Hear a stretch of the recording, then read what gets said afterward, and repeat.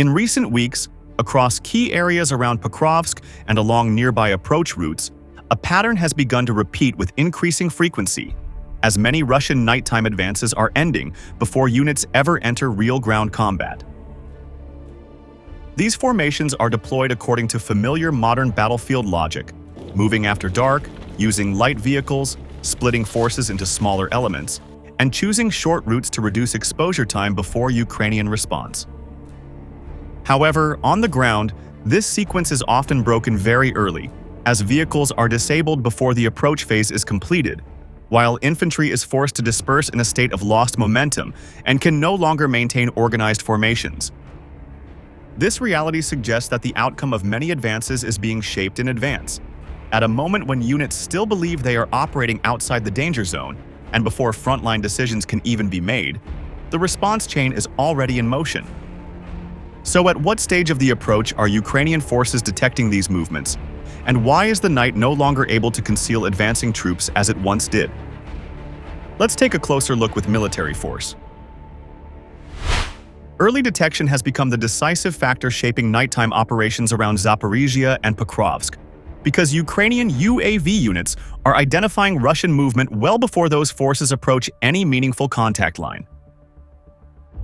Reconnaissance drones maintain persistent coverage over known approach corridors, allowing operators to observe convoys and small infantry elements as soon as they leave staging areas, rather than when they appear near defensive positions. This extended observation window removes the narrow margin Russia relies on to close distance quickly and force a reaction under pressure, and it shifts initiative away from the advancing force at the earliest stage. Russian units have adapted by moving after dark and relying on light vehicles such as civilian cars, small trucks, ATVs, and buggies, while splitting infantry into smaller groups to reduce visible mass. The intent is to blend movement into low-visibility conditions and avoid detection by ground-based observers or traditional artillery spotting. By dispersing manpower and limiting vehicle size, planners aim to shorten exposure time and pass through gaps before Ukrainian defenses can respond. However, these adjustments lose effectiveness once UAV surveillance is factored into the operating environment. Most nighttime routes are already familiar to Ukrainian reconnaissance teams, which track patterns over time rather than reacting to single events. Movement that appears cautious from the ground still becomes identifiable from the air when timing, direction, and repetition are analyzed together, especially when multiple elements converge toward the same sector. Once this early visibility is established, the challenge is no longer how to stay unseen, but how to operate while already being watched. Early detection reshapes the engagement long before any strike occurs, because Ukrainian forces can evaluate intent while Russian units are still in transit.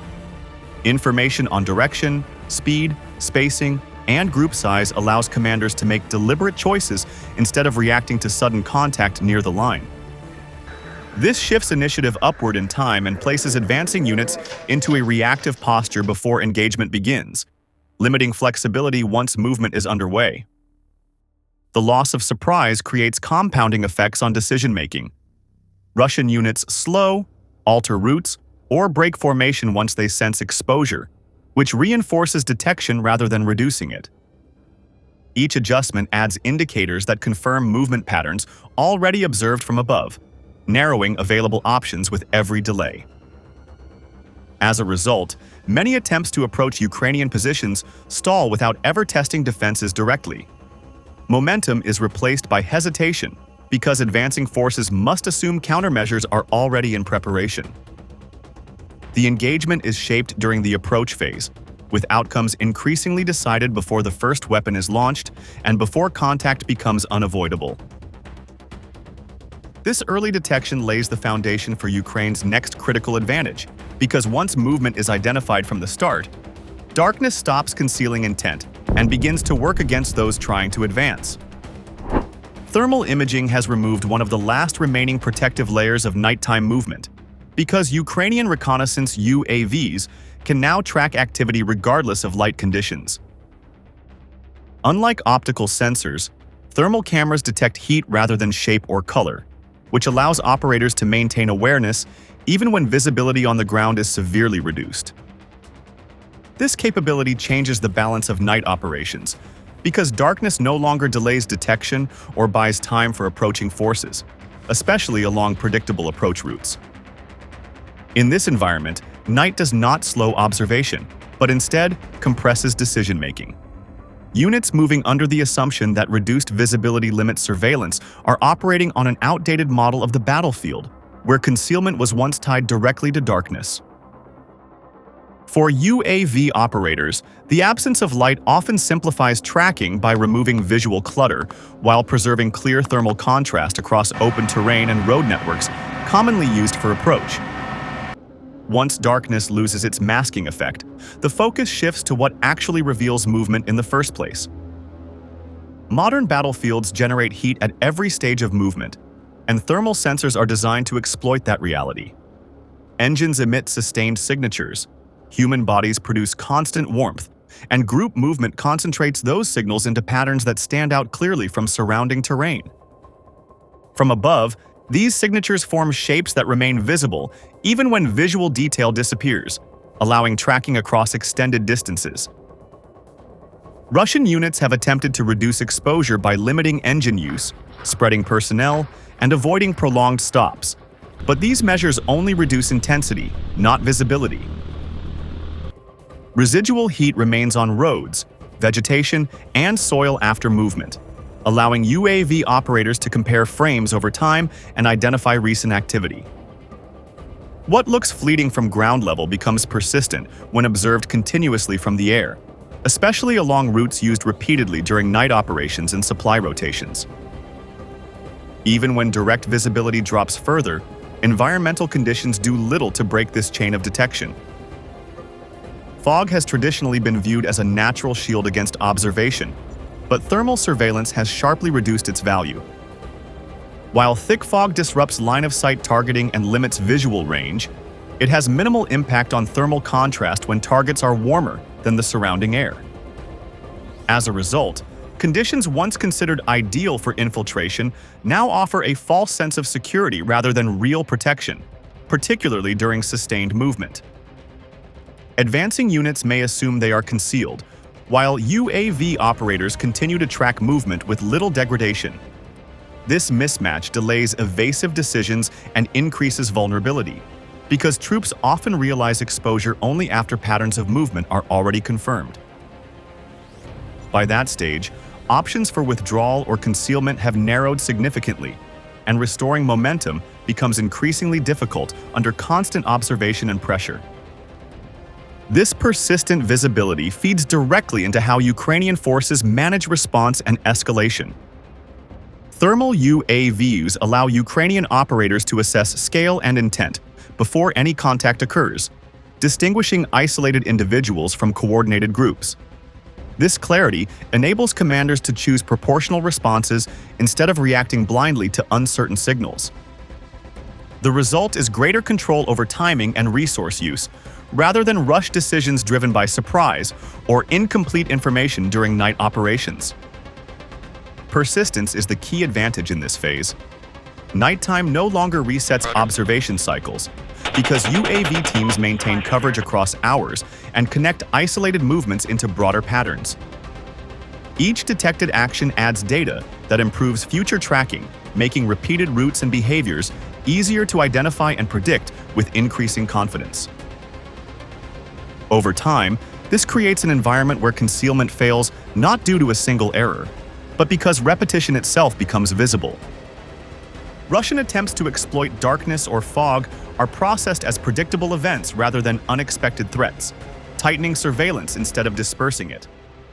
When hiding no longer works and movement remains exposed across conditions, detection naturally leads into the next phase of the engagement, where tracking turns into active pursuit and sustained pressure.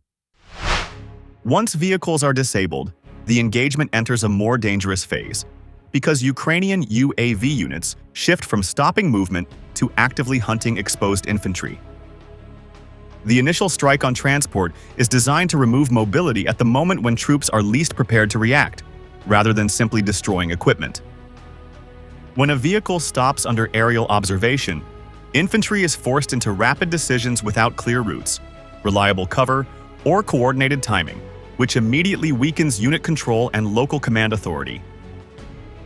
In this situation, mobility loss reshapes the fight before direct contact occurs. Without transport, troops cannot reposition quickly or choose favorable ground, and every option becomes slower and more visible. This loss of flexibility sets the conditions for sustained pressure rather than a single decisive strike. With mobility gone, the next instinctive response is dispersion, but that reaction creates new problems of its own. After vehicles are hit, infantry commonly breaks into smaller groups and attempts to move toward houses, forest edges, shell craters, or improvised shelters. The logic behind this response is to reduce visible mass and avoid follow-on strikes, especially when units believe separation lowers detection risk. In practice, dispersal often increases exposure because each individual movement generates new visual and thermal indicators tracked by reconnaissance UAVs. Ukrainian operators do not rush strikes at this stage. Reconnaissance drones maintain position to confirm where soldiers pause, regroup, or attempt to hide, allowing patterns to emerge before action is taken. This approach prevents wasted effort and ensures that strike drones are used against locations that infantry is likely to occupy rather than abandon. Once these patterns are confirmed, concealment options begin to collapse one by one. Civilian structures offer limited protection once UAVs have established tracking. Many frontline buildings lack intact roofs or solid walls, and previous damage often turns them into partial shelters rather than defensive positions. From above, broken entrances and collapsed sections act as guides that make drone approaches easier, not harder. Natural cover performs little better. Forest edges and tree lines disrupt ground visibility, but from the air they create predictable movement paths marked by disturbed vegetation, tracks, and repeated use of the same gaps. Snow, mud, and debris further highlight recent activity, allowing UAVs to maintain awareness even after infantry attempts to remain still. As physical cover loses value, the effects of isolation and pressure begin to dominate the engagement. The loss of vehicles removes more than transport, because it breaks the structure that keeps small units functional. Without mobility, infantry cannot evacuate wounded, redistribute ammunition, or withdraw in an organized manner, which turns minor delays into serious threats during prolonged exposure. Under constant aerial observation, pauses meant for recovery instead become moments of increased vulnerability, confusion, and cumulative psychological stress. Psychological pressure compounds these limits. Soldiers who believe they are being watched hesitate, change direction repeatedly, or remain frozen in place, which further reinforces detection. Over time, uncertainty replaces initiative, and individual survival instincts override unit cohesion at the squad level. As these engagements repeat, a consistent pattern emerges. Vehicle destruction does not open a path for escape, but initiates a controlled sequence that steadily narrows infantry options. Rather than a sudden collapse, the outcome is gradual neutralization, often ending the attempt without a decisive ground clash. Faced with this persistent pressure, Russian forces are pushed to search for alternative infiltration methods, as traditional approaches built on mobility and dispersion continue to fail. By late January 2026, Russian forces around Lyman and Pokrovsk began testing small unit infiltration as a way to reduce losses and limit exposure to Ukrainian UAV strikes. Instead of vehicles or larger formations, commanders deployed independent teams with wider spacing, staggered timing, and minimal coordination, hoping that reduced signatures would allow some elements to slip through surveillance gaps. In theory, this method reflects standard counter-detection logic, because smaller groups present fewer targets and limit the damage caused by any single strike. This approach was also shaped by necessity rather than choice. Repeated losses of transport and concentrated infantry made large movements increasingly costly, forcing Russian units to experiment with tactics that relied more on patience than speed. Small teams were expected to trade momentum for survivability, accepting slower progress in exchange for a lower risk profile during approach. However, these assumptions quickly collided with the realities of a battlefield dominated by persistent aerial surveillance.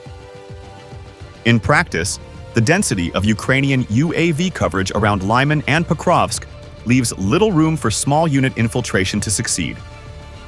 Every team, regardless of size, must eventually cross open terrain, pause at terrain features, or adjust direction, and each of these actions creates a detectable event. Because groups operate independently, they cannot share risk, meaning every movement must succeed on its own. This creates a structural disadvantage. By dividing forces into smaller elements, Russian units reduce losses from a single strike, but they also multiply the number of movements that must remain unseen. Each crossing of a field, forest edge, or damaged village becomes another opportunity for detection, increasing total exposure rather than reducing it. Timing further undermines the tactic. Independent teams rarely move at the same pace, which stretches infiltration attempts over longer periods. This extended timeline gives Ukrainian UAV operators more chances to observe patterns, compare activity, and confirm intent, turning what was meant to be stealth into a visible sequence.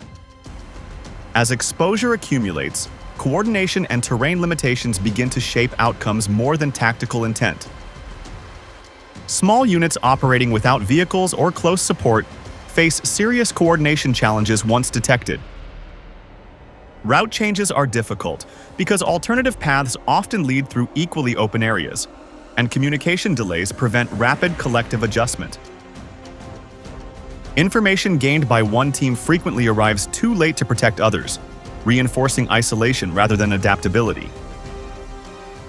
Terrain offers limited relief. Forests, villages, and damaged structures provide concealment at ground level, but from the air they break into predictable lanes and stopping points. Repeated use of the same gaps and shelters quickly forms patterns that UAV surveillance exploits with growing accuracy. As a result, many infiltration attempts fail without major engagements. Teams are detected, monitored, and neutralized individually before they can link up or reach meaningful positions. Losses occur gradually but consistently, creating steady pressure without dramatic spikes. Over time, this pattern exposes the limits of adaptation. Further dispersion does not create safety, but spreads attrition across more teams and longer timeframes. Instead of penetration, the outcome is delayed neutralization and declining confidence in the tactic itself. When these adaptive measures no longer restore freedom of movement, the decisive factor shifts toward how quickly Ukraine can convert detection into action, where speed and standardized UAV procedures begin to dominate the next phase. Short-cycle UAV operations now shape how engagements unfold, because the entire process from detection to strike is completed in minutes rather than hours. The sequence follows a fixed loop in which movement is detected, coordinates are transmitted, intent is confirmed, FPV drones are launched, and impact follows with minimal delay. This compressed timeline matters because advancing forces depend on time to adjust routes, widen spacing, or disengage before pressure escalates. Once the cycle begins, decision space collapses quickly. Any pause to reassess usually happens under continued observation, which keeps targets fixed rather than releasing them. As a result, initiative shifts toward the side that controls the shorter loop, turning time into an active weapon instead of a protective buffer.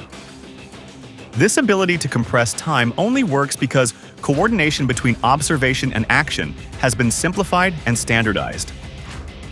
High tempo is sustained through standardized coordination between reconnaissance UAVs, command elements, and strike teams. Recon platforms focus on detection and tracking. Command nodes validate priority and intent, and FPV operators execute without waiting for extended approvals. Clear separation of roles reduces friction and prevents delays that would otherwise slow response under changing conditions. Standardization also allows repetition without loss of effectiveness. Operators are trained to recognize familiar movement cues and operate within a shared framework, meaning the same sequence can be applied across different sectors. Because procedures remain consistent, tempo stays high even when terrain, weather, or unit composition shifts. This consistency matters because it removes uncertainty on the Ukrainian side. Actions follow known cues, decisions are expected, and outcomes are anticipated, which reinforces confidence and reduces hesitation during fast-moving situations. For opposing forces, this consistency transforms speed from a temporary challenge into a structural problem. For Russian units, the shortened reaction window removes most practical options once movement is confirmed. There is rarely enough time to change direction, disperse effectively, or withdraw in an organized manner before the next step in the cycle occurs. Attempts to adapt under pressure often generate additional movement, reinforcing detection rather than reducing exposure. This dynamic places commanders in a constant dilemma. Halting movement freezes units in exposed positions, while continuing forward risks immediate engagement, and neither option restores initiative. Over time, planning shifts toward avoiding loss rather than creating opportunity, which reduces flexibility and increases predictability. The cumulative effect is a battlefield rhythm that favors one side's expectations over the other's uncertainty. Ukrainian units operate within a familiar tempo, while Russian forces plan around shrinking margins where hesitation carries immediate cost. This imbalance does more than shape individual engagements, because it exposes deeper weaknesses in Russian mobility and coordination that become increasingly difficult to conceal as tempo remains high. Light vehicles that were once intended to give Russian units speed and flexibility have increasingly become a structural weakness, because their loss immediately strips infantry of the ability to continue an attack. Trucks, civilian cars, ATVs, and buggies allow troops to cross exposed ground quickly. But once these platforms are disabled, movement slows and coordination breaks down. What was meant to shorten exposure instead concentrates risk into fragile assets that are easy to identify from the air. This dependence on light transport reflects deeper logistical constraints. Sustained losses of armored vehicles and pressure on repair capacity have pushed Russian units toward platforms that are easier to replace but far less survivable. While these vehicles reduce maintenance demands, they offer little protection and often carry multiple soldiers at once, increasing the impact of a single strike. Once transport is gone, tactical options narrow quickly.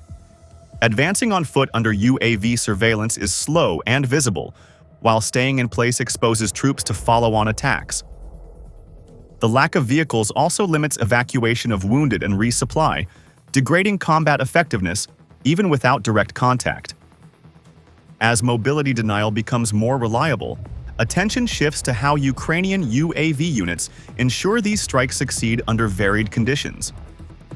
Ukrainian UAV units have adapted to exploit mobility dependence with growing precision.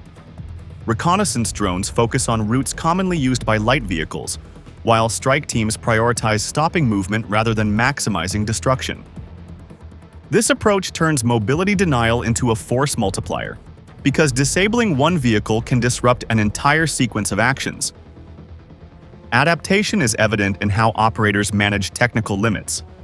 Even when FPV drones experience signal disruption near the final phase, pre-locked trajectories often allow attacks to complete successfully.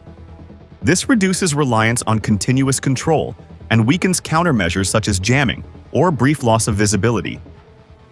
Environmental conditions reinforce this advantage. Fog and low visibility have limited impact when targets are identified and trajectories are planned in advance. As long as movement patterns are confirmed, strikes can proceed even when visual clarity drops late. Over time, the combination of mobility denial and tactical adaptation produces effects beyond individual engagements. Repeated vehicle losses force units to slow operations, reuse routes, and compress movement into fewer windows, increasing predictability and exposure. Together, these factors generate consequences that extend beyond single encounters, shaping operational behavior and accelerating attrition across entire sectors. Control of low-altitude airspace has reshaped the fighting around Pokrovsk, because Ukrainian UAV dominance turns assembly, movement, and small-scale attacks into processes of gradual attrition rather than decisive clashes. Most Russian attempts are now disrupted during the approach phase, before units can organize, concentrate force, or reach positions where ground combat would normally begin. As a result, many engagements end without a traditional firefight, but still produce steady losses and operational fatigue. This pattern reflects a deeper shift in modern warfare. The ability to see first, track continuously, and strike quickly now outweighs the advantage of mass or numerical presence on the battlefield. Units that cannot move unseen also cannot build momentum, because every step forward is exposed to observation and response. Around Pokrovsk, this reality has turned initiative into a function of information and speed rather than manpower. Low-altitude control does not just influence individual engagements, but shapes entire campaigns by deciding which actions can even begin, and which are neutralized before they take form. If this breakdown helped you better understand how modern wars are fought and why their consequences matter, stay with us.